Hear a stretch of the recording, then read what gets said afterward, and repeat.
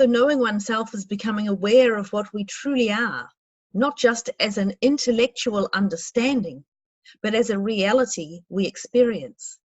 Once we reach such a consciousness, we can then figure out the purpose of our existence, which is to serve the microcosm.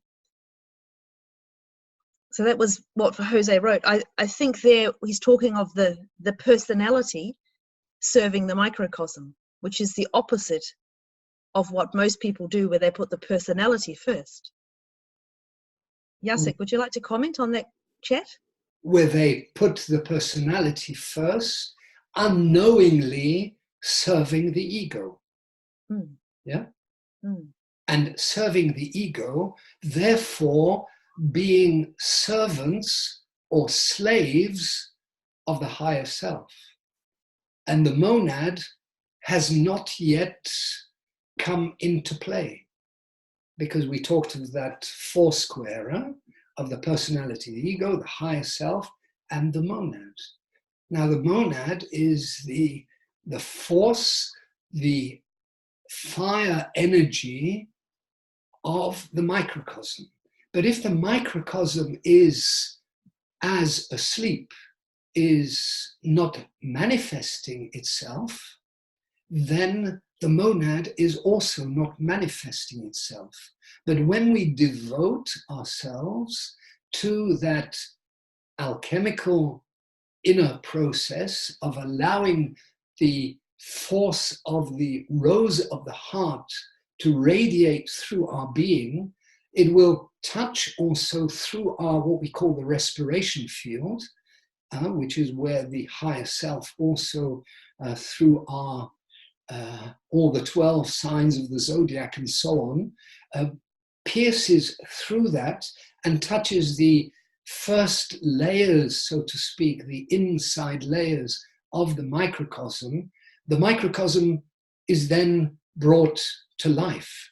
And as it is brought to life, the monadic force also begins to take shape, also begins to manifest itself until such a time that it will then pierce and work through the head sanctuary. And that's why we talk of the golden flower above the head. And we see that in so many religions with the Buddha, with all the other beings, because it is the golden flower, the force, which is then linking itself to the monadic energy, which then comes through the pineal gland, so not abstract, but real, and then flows through the whole system. So Jose beautifully put, knowing oneself is becoming aware of what we truly are, not just as an intellectual understanding, but as a reality we experience. So we experience reality.